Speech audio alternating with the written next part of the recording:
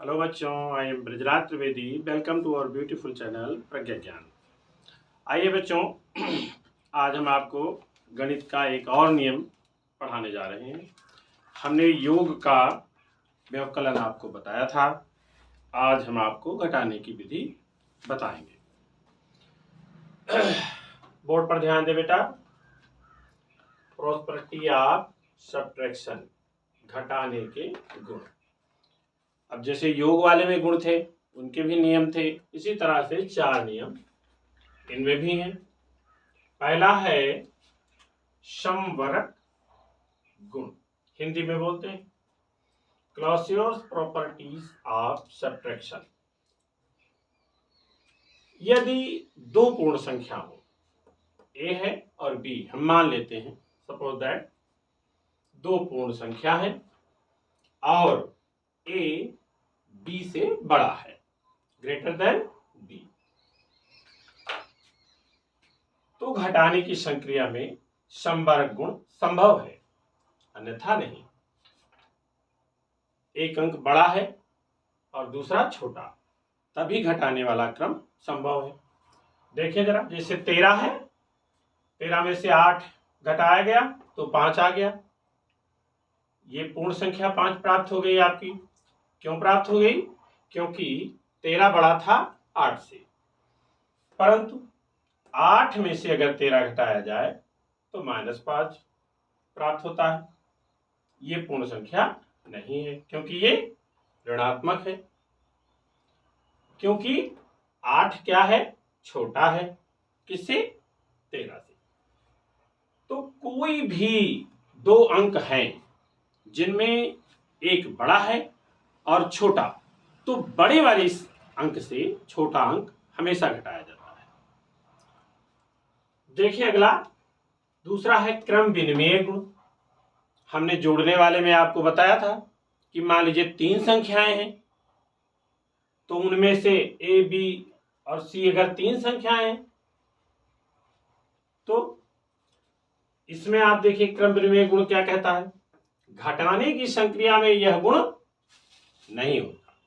यह गुण इसमें घटाने की संक्रिया में लागू नहीं हो सकता, क्योंकि जोड़ा तो जा सकता है। 3 और 5 को जोड़ा, 3 धन 5 किया तो 8 हो गया, और 5 को 3 में जोड़ दे तो भी 8 हो जाएगा। तो उसमें संख्याओं को स्थान परिवर्तन हो जाए तो उसका कोई फर्क नहीं पड़ता, लेकिन घटाने वाले में फर्क पड़ता है। देखो जरा, हमने ले लिया 10, 10 में से 3 अगर घटा दिया तो कितना आया? 7 आ गया। लेकिन अगर हम 10 में से 3 घटा के 3 में से 10 घटा दें, अगर हम 3 में से 10 घटा दें तो क्या आएगा? -7। यहां पूर्ण संख्या है, ये पूर्ण संख्या नहीं है, ये -7 हो गया। चूंकि 7 -7 के बराबर नहीं है, इसको पढ़ते हैं 7 डज नॉट इक्वल टू -7। अतः 10 में से 3 घटाना बराबर नहीं होगा 3 में से 10 घटाने के। अतः हम कह सकते हैं कि यदि दो ए और बी संख्याएं हैं तो a माइनस बी, ए में से बी घटाया जाए और बी में से ए घटाया जाए तो डज नॉट इक्वल टू, दोनों समान नहीं होंगे, समान नहीं होंगे। ठीक है, समझ गए यहां तक? अब आगे देखते हैं तीसरा नियम क्या है? साहचर्य गुण। अब साहचर्य गुण को देखते हैं। घटाने की संक्रिया में यह गुण नहीं होता, यह गुण भी घटाने की संक्रिया में नहीं होता। तो हम कह सकते हैं कि ए, उसके बाद माइनस लगा है, फिर ब्रैकेट है बी माइनस सी, और फिर does not equal to a minus b minus c. यदि हम यहां मान लिए हैं, तुम कोई भी अंक इसमें मान सकते हो। हमने इसमें ए बराबर 10, बी बराबर 8 और सी बराबर 6 मान लिया। तुम भी मान सकते हो, जो भी अंक चाहो मान सकते हो, लेकिन ए बड़ा है, उससे छोटा बी है, उससे छोटा सी है। तो हम यहां इस वाले इतने पर ध्यान दें। यहां लिखा हुआ है ए माइनस, फिर ब्रैकेट के अंदर बी माइनस सी, तो यहां ए की जगह पर 10 लिख दिया माइनस लगाया, बी की जगह पर 8 लिखा, सी की जगह पर 6 लिख दिया। और यहां आगे इस पर ध्यान दें, यहां जो दिया हुआ है a माइनस बी ब्रैकेट के अंदर पहले और उसके बाद सी, तो a की जगह पर हमने 10 लिख दिया, b की जगह पर 8 लिख दिया, c की जगह पर 6 लिख दिया।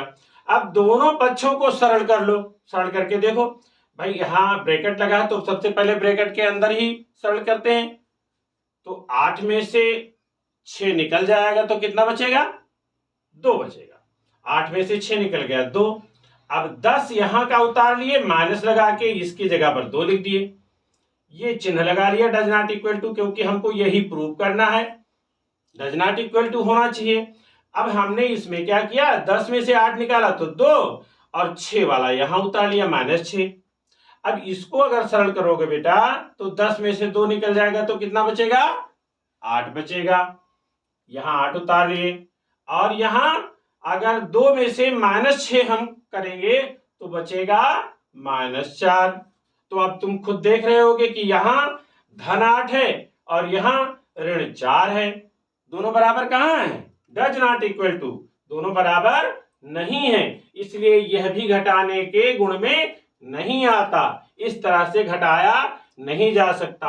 घटाने का जो ये नियम पहला वाला है यही संभव है। और तीसरा नियम और शून्य वाला जान लो बच्चा।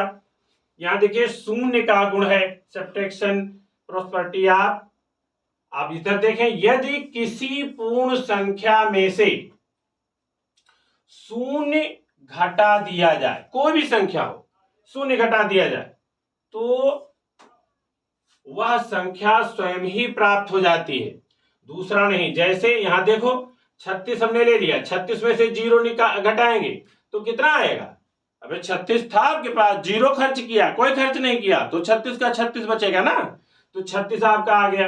परंतु यदि 0 में से 36 निकाला जाए तो ये -36 हो जाएगा, ऋण 36 हो जाएगा, जो कि पूर्ण संख्या नहीं है क्योंकि ये ऋणात्मक आ गई। तो इस तरह अतः घटाने की संक्रिया में तत्समक लागू नहीं होता है। अब इन चारों नियमों से तो आपको ये पता चल गया होगा कि केवल और केवल यही एक नियम है जो पहला वाला संवर्ग गुण वाला, यही नियम घटाने की संक्रिया में संभव है और ये तीनों नियम घटाने की संक्रिया में नहीं लागू होते। समझ गए ना बच्चों? ठीक है, तो पढ़ते रहिए। अब मिलेंगे आपको अगले वीडियो में इसके आगे।